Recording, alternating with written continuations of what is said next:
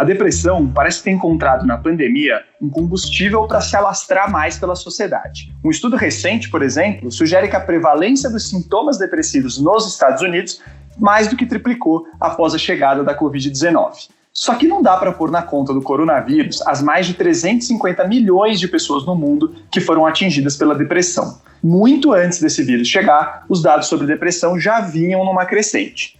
Infelizmente, o nosso desconhecimento sobre a depressão não ajuda a reverter esse cenário.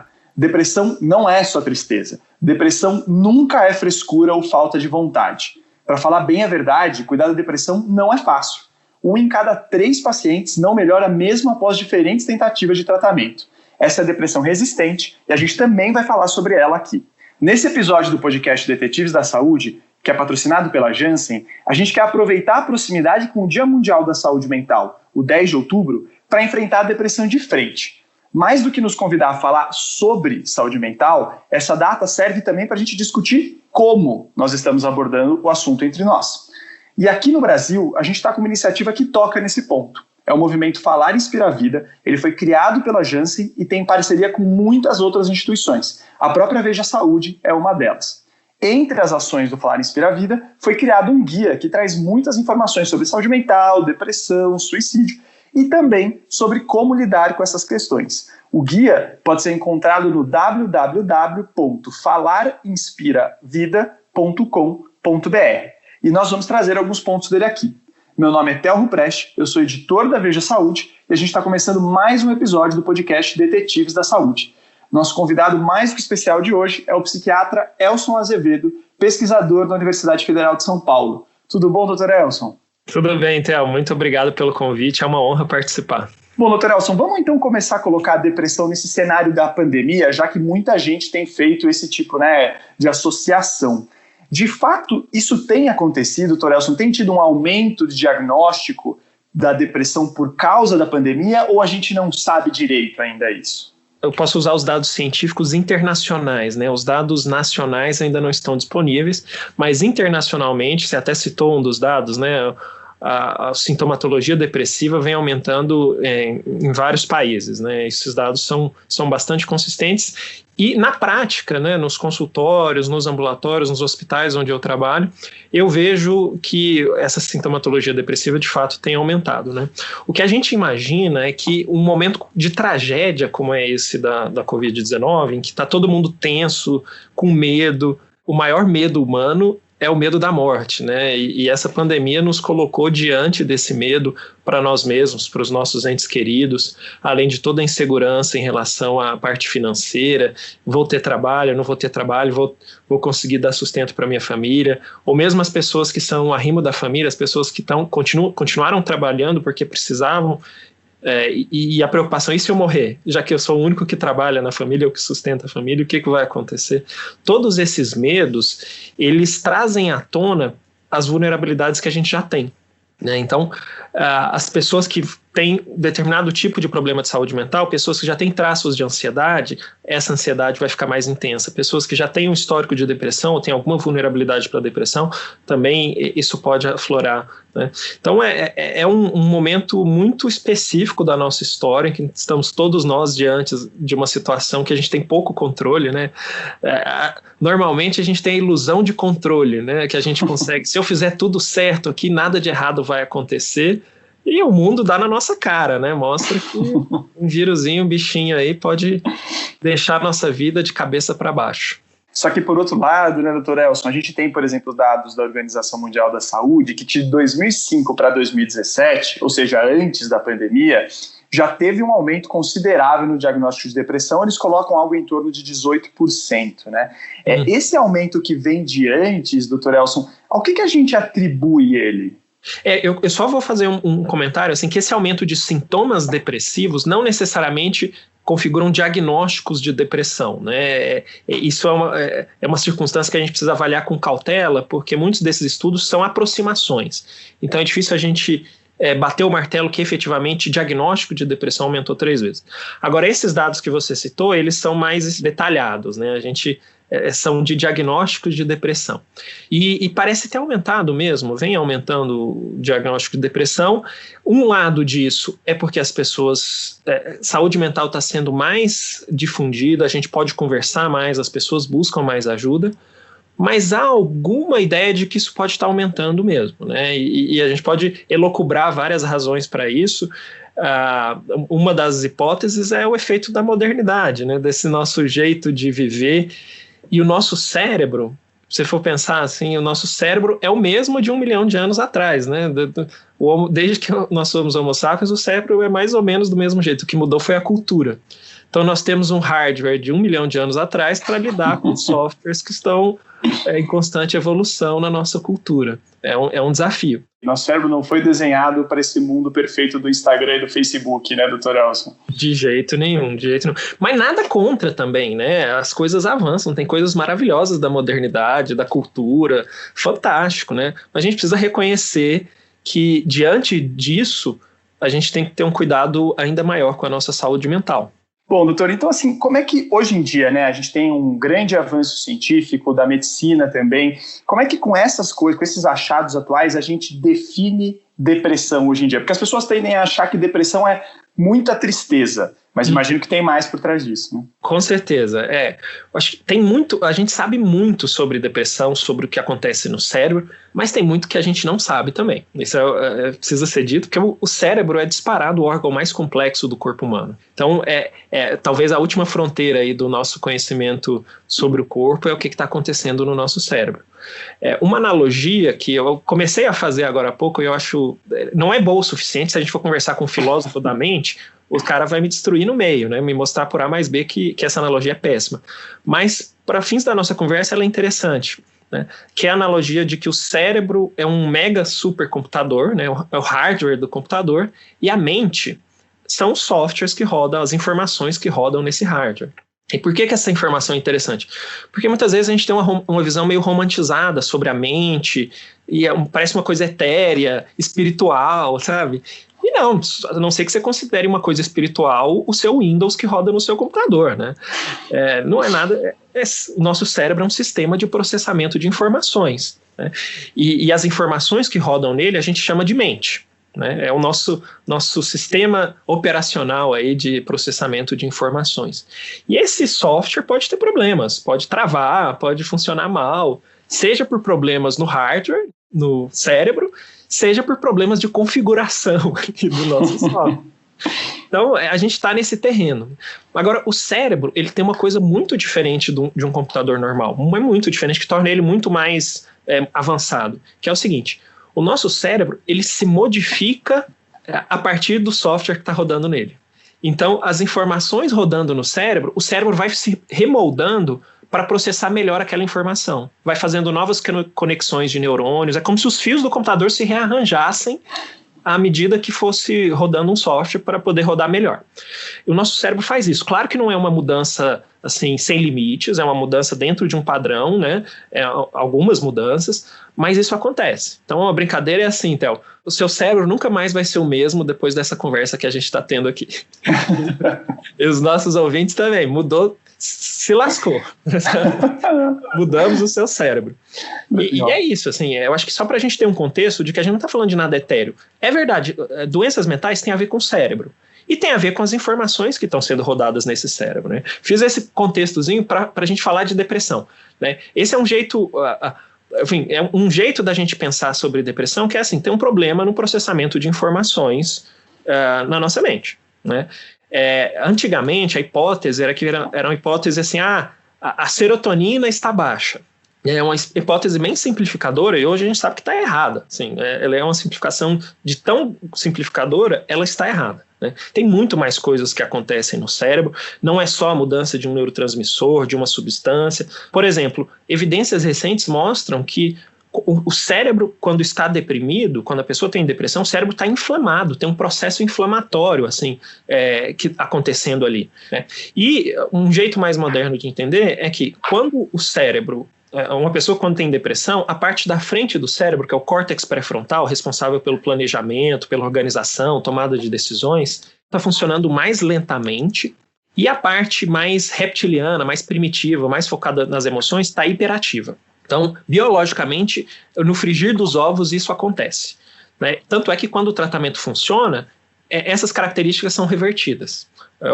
Volta ao normal, assim, a parte da frente volta a funcionar melhor e aqueles ultra impulsos que estão vindo da parte mais emocional do cérebro, isso é regularizado, né? Então, biologicamente é isso, mas vale a pena a gente falar dos sintomas, né? Porque o psiquiatra, o médico, quando ele diagnostica depressão, ele diagnostica pelos sintomas, né? A gente não precisa fazer uma ressonância magnética funcional para saber disso. Assim, as informações para o diagnóstico a gente obtém pelo software. E como é que o meu software, como psiquiatra, se comunica com o seu software? Através da linguagem, né? Da linguagem e de observações indiretas, né? Às vezes, a própria observação da expressão facial, do corpo, a gente tem indicativos sobre o funcionamento mental. Eu acho que é legal também o que você colocou, doutor Elson, porque de certa forma mostra que sim, existem fatores externos que podem contribuir para o aparecimento de um problema como a depressão, mas a gente também tem fatores internos aí, né, que estão muito vinculados ao diagnóstico. Então acho que isso ajuda a reforçar, né, esse caráter complexo da depressão e que não se resume só ao que está nos circulando, né, o que está nos circundando, né, doutor Elson? Exatamente. É difícil, diante disso tudo que eu falei, é difícil você separar o que é uma influência ambiental do que é uma influência puramente biológica. Porque o ambiente muda o cérebro e o seu cérebro modula como é que você vai interagir com o ambiente. Se você tem uma característica lá do seu temperamento que tem a ver com o cérebro, que deixa você, enfim, você é propenso a estar mais isolado, a conversar menos, isso modula como é que você vai interagir com o ambiente, como é que você vai construir uma rede de amigos, como é que vai ser seu desempenho no trabalho, seu sucesso. Então, é muito difícil fazer essa distinção, mas a gente tenta fazer, né? E tentando fazer, a gente poderia dizer que em torno de 40% da herança da depressão ela é genética. 40%, 50% a outra metade é ambiental. Você lembrou muito bem, Theo, que depressão não é tristeza. Tristeza é uma experiência humana, né? Que faz parte da vida. Poxa, a gente se emociona com os romances, com as tragédias gregas, com a ópera, né? E a ópera está lá com a tristeza, a gente vive aquilo. Não é depressão, o que a gente vive, né? Senão a gente também tem que tomar um cuidado para não patologizar as emoções humanas. Agora, depressão é muito mais do que isso. Até o Andrew Solomon, um escritor que viveu vários anos com depressão, ele fala muito bem, assim, que o contrário da depressão não é felicidade. O contrário de depressão é vitalidade. Vitalidade. Então, se a gente for pensar nas características da depressão, dá para a gente dividir em 3 grupos principais. Características emocionais, características do funcionamento do pensamento, vamos dizer assim, do raciocínio, das ideias, e características físicas, né? Como é que são as características emocionais? Aí sim, o sentimento de tristeza, de raiva, de irritação, falta de prazer nas coisas, né? Então seria no espectro das emoções que uma pessoa com depressão sente. Como é que fica o pensamento de alguém com depressão? Tanto em termos quão bem o pensamento está funcionando e que tipo de pensamento que vem na cabeça, né? Quem está com depressão, o computador está funcionando lentamente. O processamento de informações está péssimo. Então a pessoa fica com concentração horrível, memória horrível, capacidade de decisão horrível, fica super indecisa. E que tipo de pensamento que vem na cabeça? Pensamentos de inutilidade, de menos-valia, que a gente diz, eu sou um lixo, eu não sirvo para nada, eu só faço tudo errado. Tem algumas pessoas até que essas ideias de culpa tomam uma característica assim, lembra de um erro lá do passado e se martiriza, nossa, como é que eu fiz isso? Poxa, eu devia ser punido, eu vou me entregar na polícia porque eu fiz isso. Em situações extremas. Então esses são os pensamentos e inclusive desesperança também, a sensação de que nada disso vai melhorar, não tem saída, ideias de que é um fardo, um peso para as pessoas, poxa, a minha família estaria melhor se eu estivesse morto, por exemplo, que eu só atrapalho a vida de todo mundo, e ideias de morte e suicídio, né? Então esses são os pensamentos de quem está deprimido. E as características físicas, né? Fisicamente, a depressão produz, e isso eu estou dizendo as características que a gente pode avaliar pela consulta, né, não necessariamente por exames, né. A pessoa que está deprimida, fisicamente, ela tem uma redução do nível de energia muito drástica, né. Então essa sensação de redução do nível de energia é muito significativa. Tem algumas pessoas que falam, poxa, doutor, é como se eu estivesse carregando chumbo nas pernas. Tem um filme, aquele Melancolia, né, com a Kirsten Dunst, ela é uma das, se eu não me engano, é ela que está deprimida no filme. Depois o filme dá uma viajada, assim, mas quando ele fala sobre depressão, tem uma imagem muito representativa, que é a atriz andando, assim, com as pernas presas em correntes, né? E o esforço que ela faz para caminhar, que é uma sensação que as pessoas que têm depressão sentem muito, assim, de que o caminhar é pesado, fazer as mínimas coisas é difícil. Eu já tive um paciente que me disse assim, Theo, doutor, eu tenho feito xixi na cama porque eu não tenho energia para me levantar e ir ao banheiro. Olha só. São situações extremas, né? Mas isso acontece. Então, mais características físicas de depressão: alteração do sono. O ciclo sono e vigília é algo muito tem a ver com a nossa biologia, com a liberação de hormônios. Isso fica tudo atrapalhado na depressão, né? Até só a título de exemplo, uma das características marcantes de depressão é o que a gente chama de despertar precoce. Então, digamos que a pessoa normalmente acorde às 8 da manhã. Quando ela está deprimida, e aí falando sobre como é que a gente acorda, né? Antes da gente acordar, se a pessoa acorda normalmente às 8 da manhã, lá pelas 6h30, o corpo começa a liberar hormônios para o corpo ir se preparando para ligar. Em quem está deprimido, essa liberação dos hormônios fica toda atrapalhada. Aí 3 horas da manhã, 4 horas da manhã, enche de cortisol, pá, e o cara acorda às 4 horas da manhã. E fica lá deitado pensando nos problemas, na vida, no tanto que ele só atrapalha as pessoas. Tanto é que o Andrew Solomon fala, né, assim, esse período da manhã, né, dessa madrugada do despertar precoce da manhã, é o demônio do meio-dia, né? Perfeito, que inclusive é o nome do livro dele, né? Exatamente. É um dos nomes do livro dele. E você falou do Melancolia, a Melancolia é do Lars von Trier, para quem se interessar, são duas boas obras mesmo para discutir o assunto. Agora, doutor Elson, aproveitando, né, essas questões que você falou dos diferentes sintomas, né? Eu acho que tem uma coisa que tem depressões que são, entre aspas, mais leves e algumas mais graves também. Isso existe realmente dentro do universo da psiquiatria? São as classificações que a gente dá, né? Por exemplo, esse paciente que estava, urinando na cama porque não se levantava e não se alimentava e estava fazendo, não sei se, enfim, você já acompanhou alguém, os nossos ouvintes acompanharam alguém que está acamado há muito tempo, vai formando feridas nas costas, né? Então o paciente vai formando feridas nas costas. Isso é uma depressão muito grave, que a gente vai precisar internar, às vezes precisa até passar uma sonda, porque o cara não se recusa a alimentar, você precisa alimentar pela sonda, sabe? Então são situações muito graves de risco iminente de vida. Então, a título, a gente classifica assim como depressões leves, moderadas e graves. Mas não é para a gente subestimar o tanto que uma depressão chamada de leve, classificada ali pelo psiquiatra na hora de dar o diagnóstico como leve, como se aquilo não tivesse importância, não fosse ter impacto na vida. Muitas vezes uma depressão leve acaba sendo mais prejudicial na vida da pessoa porque ela não busca tratamento.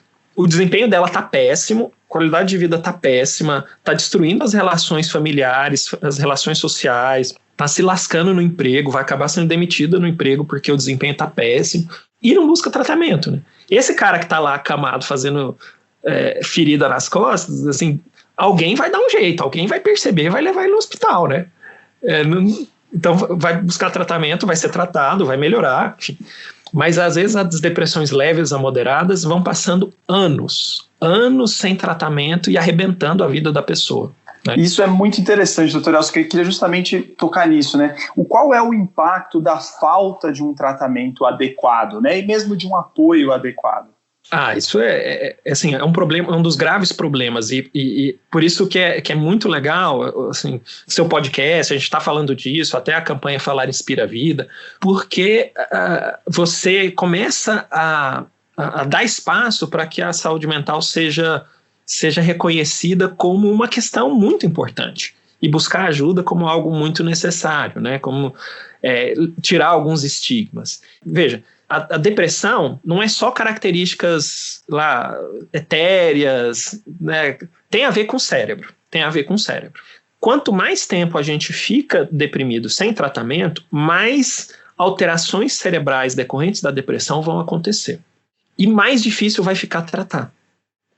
Quando a gente consegue fazer um tratamento muito precoce, ou às vezes até intervir antes da depressão aparecer toda, se você faz... Por exemplo, as coisas estão começando a degringolar ali, mas ainda não é depressão.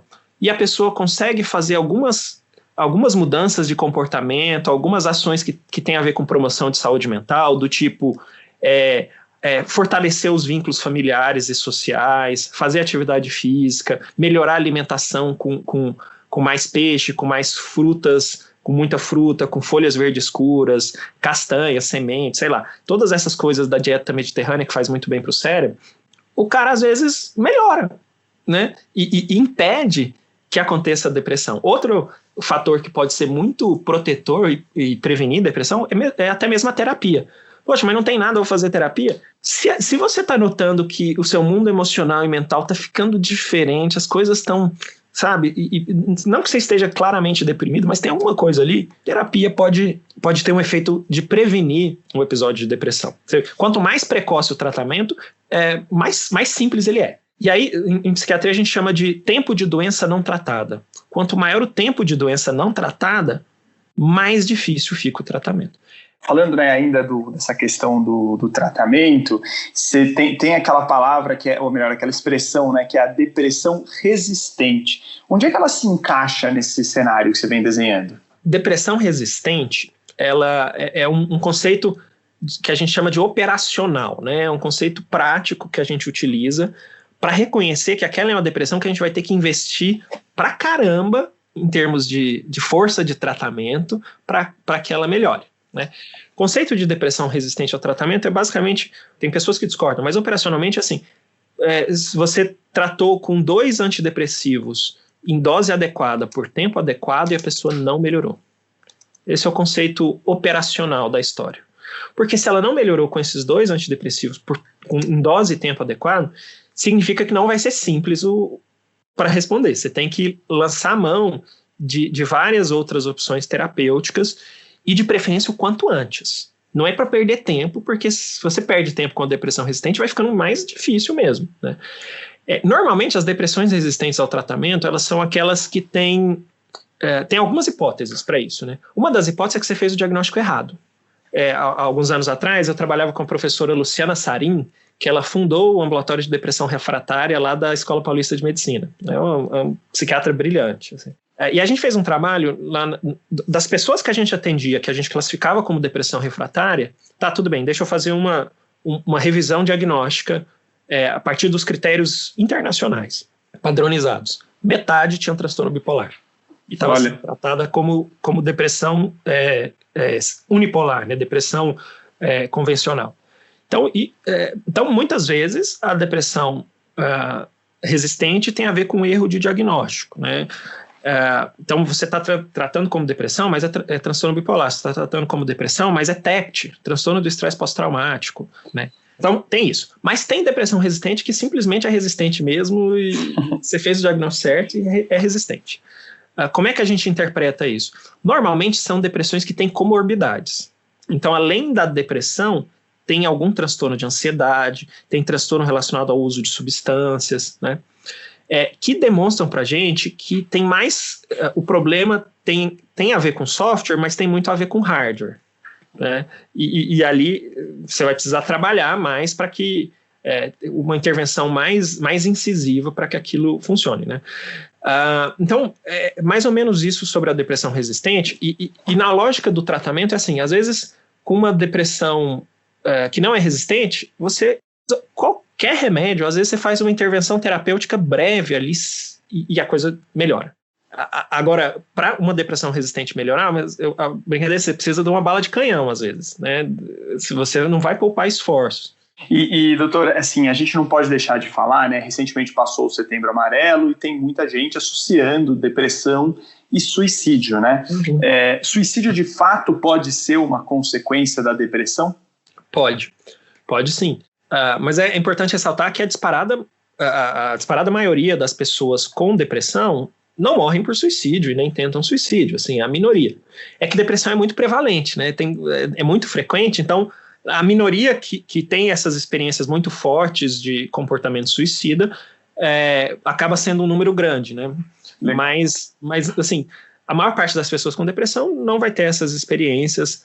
É uma possível consequência do transtorno mental, mas até é interessante lembrar que hoje em dia, mais modernamente, a gente encara o comportamento suicida quase que à parte, como uma característica separada dos transtornos mentais, né? Que está muito envolvido, mas às vezes tem pessoas que têm essa característica do comportamento suicida muito intensa, apesar de uma doença mental leve, ou uma doença mental ou sem doença mental, né? Uhum. É raro, mas tem pessoas que morrem por suicídio sem doença mental, né? Bom, acho que a gente conseguiu, né, doutor Elson, traçar um panorama legal, assim, da definição de depressão, dos primeiros, né, do que ela ataca, de como a gente pode lidar com ela. Agora eu acho que é um momento da gente falar, então, como falar sobre depressão com as pessoas. Então, vamos lá.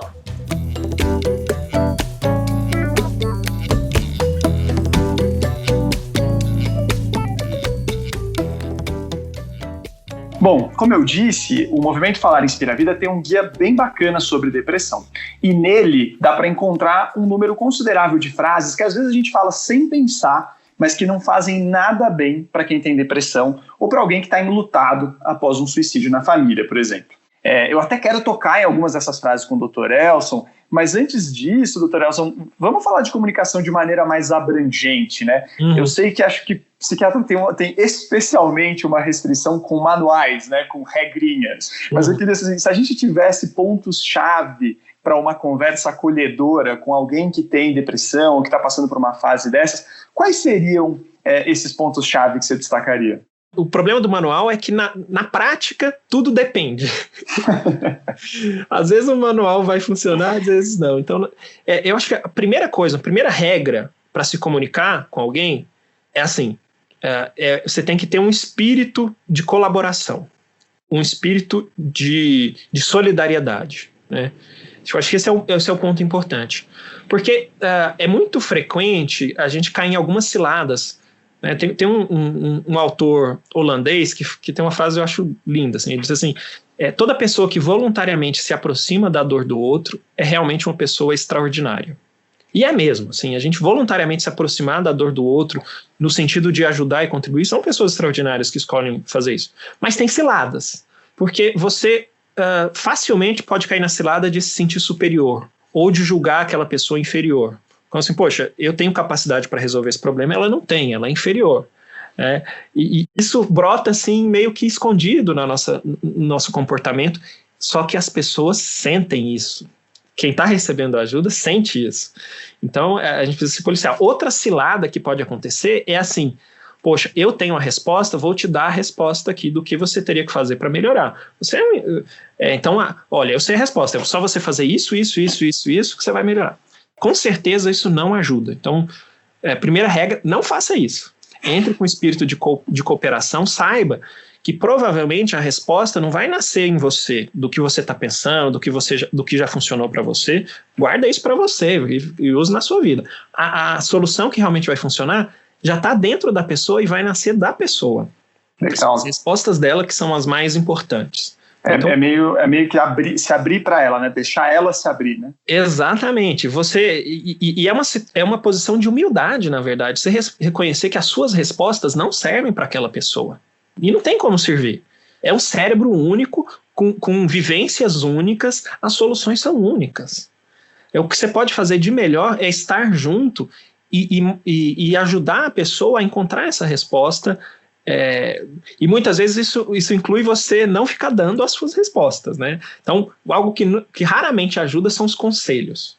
Nossa, quando eu estava mal, eu fui para a praia com a minha família, foi tão legal, já melhorei, minha depressão passou. É muito natural que as pessoas tenham dificuldade em compreender o que é uma vivência depressiva, porque o que a gente conhece é tristeza. Todos nós já ficamos tristes, já perdemos emprego, já tivemos o coração partido por um parceiro amoroso. Sabe, tudo isso já aconteceu, a gente já sofreu pra caramba. E a gente já lidou com isso de alguma forma, né? Poxa, eu fui pra praia, sei lá o quê, conheci uma pessoa nova, arranjei outro emprego, sei lá, né? É o raciocínio indutivo. Mas que pra depressão não serve. Depressão é outra história, outra qualidade de experiência em que as respostas, por isso que essas respostas não funcionam.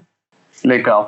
Bom, doutor, então vamos lá, né? Tem algumas, vou enumerar algumas das frases aqui, a gente pode comentar brevemente sobre elas, o que elas significam, né, do ponto de vista de prejudicar, né, a qualidade de vida dessas pessoas com depressão, mesmo de atrapalhar no tratamento. Então tem uma que é nessa linha, né, de frase assim, ó, você vai ficar o dia todo nesse quarto, tem que levantar da cama.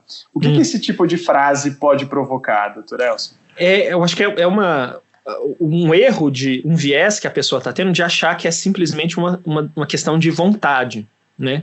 E aí do outro lado, quem está escutando, assim, pô, que raiz que você acha, né? A vida inteira eu lidei com os meus problemas, sabe? Fiz de tudo sozinho, sou independente. Você acha que eu tô aqui na cama porque eu quero?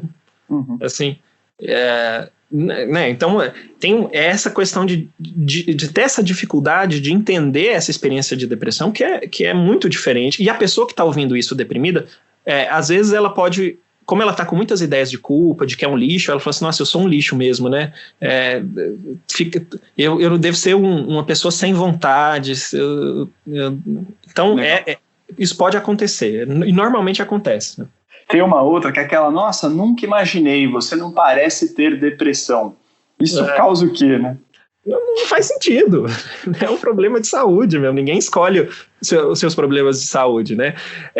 A única certeza que a gente tem é que a gente vai carregar problemas de saúde em algum momento da vida, né?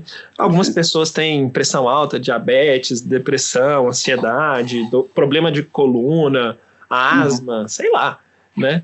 E nem por isso a gente coloca elas num patamar abaixo, né? Porque essa frase parece um pouco isso também, né? Parece, olha, toma... Nem eu achava que você estava nessa coisa ruim, nessa coisa inferior.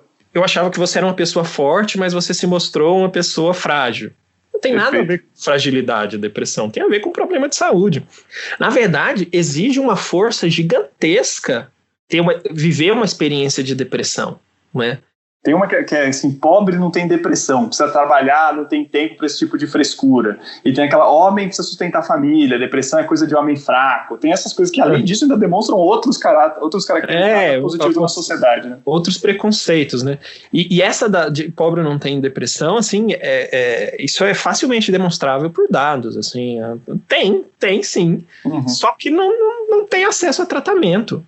Né? Tem realidades nas periferias das grandes cidades, inclusive de São Paulo, e assim, o que a gente enxerga às vezes? Pessoas que estão em situações gravíssimas e ficam lá porque não tem acesso a tratamento.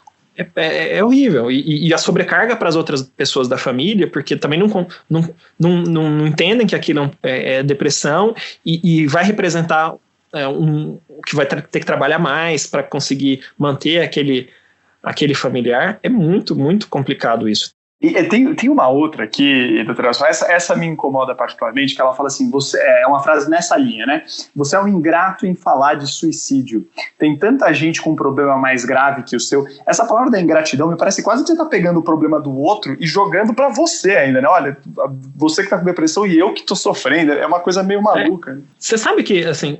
Nessas frases, o que torna essas frases corriqueiras e elas, por que elas pegam? E muita gente fala isso. Porque as pessoas conseguem se identificar, assim, e não é de propósito, é porque tem alguma coisa ali que parece verdade, né? Por exemplo, frequentemente eu atendo pessoas que perderam entes queridos por suicídio. E aí uma pessoa me diz assim... Nossa, doutor, ele foi muito ingrato, né? Será que ele não pensou que ele ia destruir a vida das nossas filhas pequenas? Que ele ia destruir minha vida? Né? Então, dá para entender ela ter esse sentimento. Dá para entender. É verdade.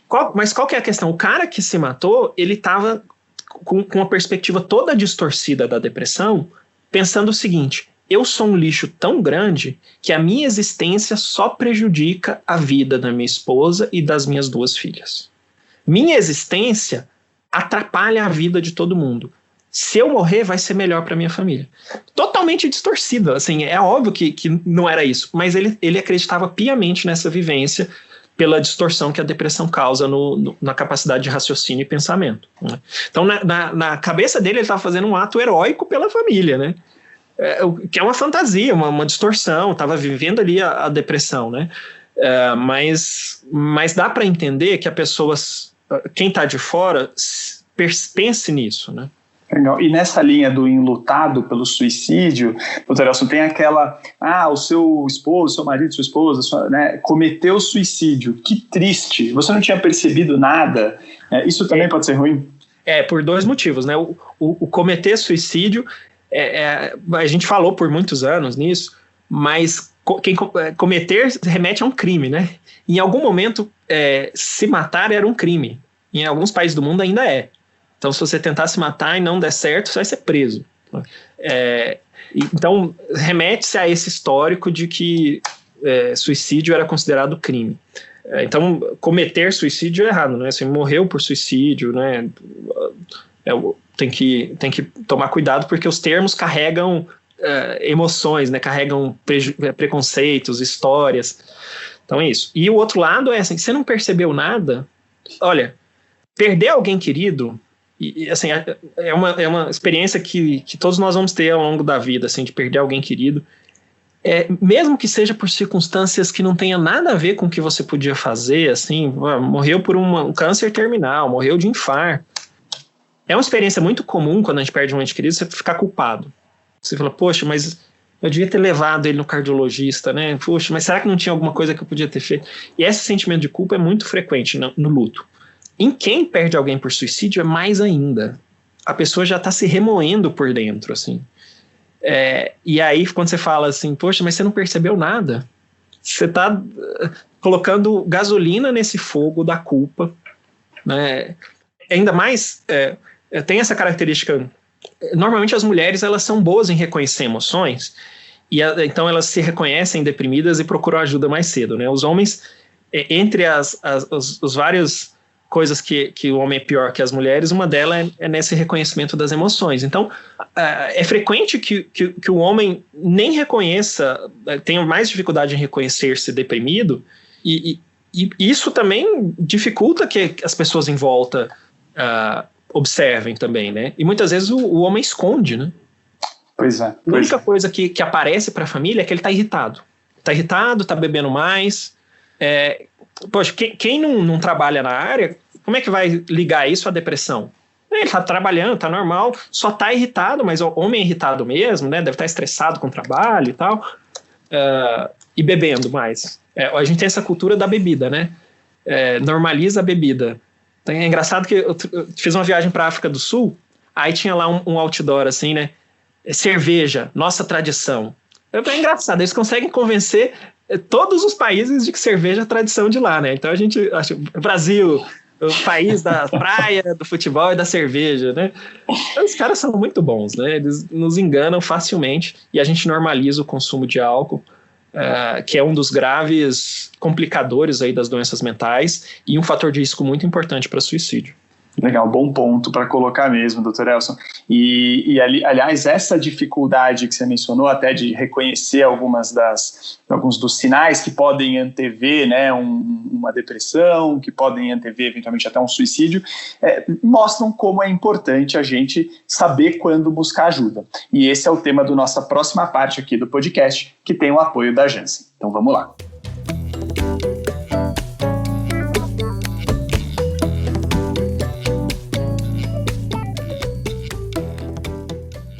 Bom, gente, tem um outro verbete daquele guia do Falar Inspira a Vida que eu deixei para essa parte final de propósito, que diz assim, Dr. Elson: nossa, que exagero, você acha mesmo que precisa procurar um psiquiatra?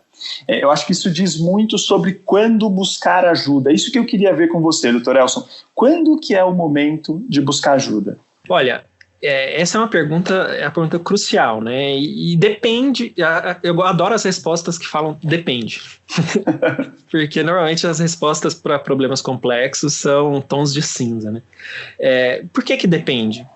Porque depende de como é que a gente enxerga as doenças mentais. Se você dividir aqui o momento em que a doença mental começa de verdade, né, em que a gente chama de doença, se você quiser cuidar daqui para frente, é uma história. Mas se você quiser cuidar daqui para trás, preventivamente, em ações de promoção de saúde, é outra história, né? As mulheres vão todo ano no ginecologista, não é tanto para tratar, é para prevenir câncer de colo de útero, né? Então talvez a gente tenha que pensar em cuidar da saúde mental do mesmo jeito que a gente cuida dos nossos dentes, né? A gente não escova os dentes todo dia. Assim, tem uma dificuldade que a gente está falando de reconhecimento de emoções, né? Tanto que é difícil reconhecer emoções, e isso em linhas gerais, é mais difícil para o homem, né? Reconhecer emoções é uma habilidade. a gente não nasce sabendo direito, e é uma habilidade complexa, das mais importantes que a gente pode ter. A pessoa que é um pouquinho melhor em reconhecer emoções, ela se destaca em qualquer área da vida. Assim. Mas basicamente a maior parte das pessoas é péssima em reconhecer emoções. E vai ser difícil ela reconhecer o que ela está sentindo ali é algo diferente da tristeza habitual, da rotina. A pessoa tenta interpretar o que ela está vivendo no contexto do passado, indutivamente, né? Então é difícil que a própria pessoa reconheça, mas tem sinais. Por exemplo, despertar precoce, que eu falei, de acordar 3, 4 horas da manhã, pá, ligado, e não acordar e não dormir mais. Você tem que acender um alerta, peraí, está errado. Quando as ideias de culpa e de inutilidade ficam muito intensas e presentes em várias áreas da vida, você também tem que acender um alerta. Óbvio que se surgir ideias de morte e suicídio, aí mais ainda, né? Tem que procurar tratamento imediatamente, né? Quando começa a ter um impacto muito grande em várias áreas da vida, na funcionalidade no trabalho, na vida familiar, na interação social. Então, esses são indícios. E também confie nas pessoas que você ama. Assim, se alguém próximo a você fala assim, ô Elson, eu tô achando que dá uma olhada aí, cara, você tá diferente, você tá mais irritado, você tá bebendo mais. Esteja aberto para as pessoas que você ama, as percepções delas. Porque sabendo que é difícil reconhecer as próprias emoções, a gente tem que confiar nas pessoas que a gente gosta também, quando elas percebem que a gente está muito diferente do habitual. Perfeito, legal. Tem 2 recados acho que muito legais aí que o Dr. Elson colocou, gente, tanto do ponto de vista de prevenção, né, uma visita necessária, uma visita ao psiquiatra, uma conversa com o psiquiatra, uma conversa com o psicólogo, não necessariamente está vinculada só a uma suspeita, né, considerável de doença. É possível você ir lá para conversar um pouco sobre alguma coisa que está te incomodando, ou mesmo um pouco sobre sua vida, enfim, acho que isso é super interessante, né? E a outra é essa justamente de não ter vergonha, né, de ir buscar também, sim, tratamento, porque existe tratamento, ele ajuda muito, e não tem para que a gente ficar atrasando isso por causa de algum preconceito. Agora, Dr. Elson, passando para o lado desse, né, do familiar, da pessoa que está próxima ali, como é que essa pessoa, né, depois que ela reparou alguma coisa suspeita, falou, opa, tem algo que não está legal, como que ela pode sugerir, né, que essa pessoa busque ajuda, né, sem ser insensível também? Voltando assim naquele espírito de humildade, de que não encare essa conversa como eu sou um superior, eu sei o que você está vivendo, eu vou te dar uma dica. Não, entre com ela com muita humildade, sabe, aberto para conversar. E aí é legal, assim, primeiro tem que saber assim, qual é a sua proximidade com a pessoa e se você tem legitimidade para tocar num assunto tão difícil, que todo mundo tem vergonha. Todo mundo tem vergonha de ter problema de saúde mental. Isso é um negócio, assim, que é difícil, assim, porque parece que ter problema de saúde mental é um atestado de fraqueza, de derrota, de que você é uma pessoa horrível. Você sabe que é difícil até para o psiquiatra admitir que tem problema de saúde mental. E psiquiatra, em geral, se o cara já procura fazer aquilo, ele está querendo, uma parte dele, mesmo que inconsciente, quer se tratar, né? Então, e é difícil para o psiquiatra. Poxa, meus pacientes mais difíceis são psiquiatras, cara. Então é difícil mesmo, dá vergonha, né? A gente reconhecer problemas de saúde mental. Então, quem vai conversar com alguém para falar sobre isso, saiba disso, assim, que a pessoa pode estar com vergonha. Então, respeite isso, né? Respeite essa dificuldade. Às vezes são várias conversas que vão poder. Não é uma conversa de um tiro só. Você vai ter que ir várias vezes, né? Dando suporte. E normalmente, quando a gente vai falar sobre assuntos delicados, pode dar errado por vários fatores. Um dos fatores é a pessoa com quem você está conversando achar que sua intenção não é boa naquilo, né? Então é legal você tentar deixar claro assim que a sua intenção não é ruim, sua intenção é boa naquela conversa, né? E outra coisa também é que às vezes a gente vai conversar com outro e a gente começa a interpretar, né? Ou interpretar por que aquilo está acontecendo, sabe? Então é legal você ser até aos fatos, assim, falando assim, olha, fulano, poxa, assim, peço desculpas, assim, eu sei que é um assunto difícil e tal, se você achar que não é o momento da gente conversar, você me avisa, né? Eu tô aqui querendo conversar com você porque eu me importo muito e a gente já se conhece tantos anos. Eu tô observando que nesses últimos meses você tem bebido mais do que você bebia, que você tem chegado atrasado em algumas reuniões. Eu sei que isso não é normal para você normalmente é um cara com desempenho espetacular. O que você acha? Assim, isso me fez pensar que talvez esteja alguma coisa diferente acontecendo contigo. Faz sentido? O que você acha? Perfeito. Então é um jeito que você não está interpretando, não, você está genuinamente preocupado com o outro e você está percebendo algumas coisas. E é legal a gente se ater a fatos, assim, não a elucubrações. Ele está chegando atrasado, você está vendo que ele está bebendo mais, sabe? E aí, se a pessoa se sentir que aquela conversa está num ambiente de segurança e de apoio, ela vai poder se abrir. Se ela estiver resistente, ainda achar que não é um ambiente seguro, ela vai falar, não, que isso, é impressão sua. Aí você pode falar, falando assim, você sabe que você pode contar comigo, que eu me importo muito contigo. Será que eu posso falar com você de novo, assim, se eu continuar preocupado? Se eu não pode, mas é besteira sua. Mas pode conversar de novo. Então deixa a porta aberta para conversar de novo. Então a gente tem que saber que é difícil isso, que dá vergonha. Então é natural que a primeira resposta seja, não, é impressão sua, tal. Deixa a porta aberta para conversa e se você continuar observando que está difícil, conversa de novo. Legal, e deixa a pessoa também ter esse tempo de reflexão, de maturar um pouco isso que você colocou ali para ela, né? Legal. Agora tem situações de emergência, né? Se você percebe que a pessoa está num risco iminente por alguma circunstância, um risco de suicídio, aí tem horas que você tem que pegar e levar para o pronto-socorro, né? Mas são as exceções. Bom, muito obrigado por estar hoje aqui com a gente, doutor Elson. A conversa voou aqui. Muito bom, Theo. Foi um prazer estar contigo, cumprimentando aí por essa iniciativa de falar sobre saúde mental, a parceria com a Janssen, a campanha Falar Inspira a Vida, que é uma campanha assim, muito interessante de fomentar conversas produtivas, conversas que criem colaboração entre as pessoas sobre saúde mental, né? Falar é muito importante, né? Mas sabe que a gente está num momento que a gente precisa ter medidas práticas, né, de implementação. E até a pandemia trouxe isso. As discussões sobre saúde mental estão mais presentes no debate público. E a população espera que os profissionais de saúde mental agora deem uma resposta. Está vindo a quarta onda da pandemia, que é a onda dos problemas de saúde mental. O que os profissionais de saúde mental vão oferecer? E aí, lá no Departamento de Psiquiatria da Escola Paulista de Medicina, a gente se propôs a elaborar um documento que são as 10 medidas pela saúde mental.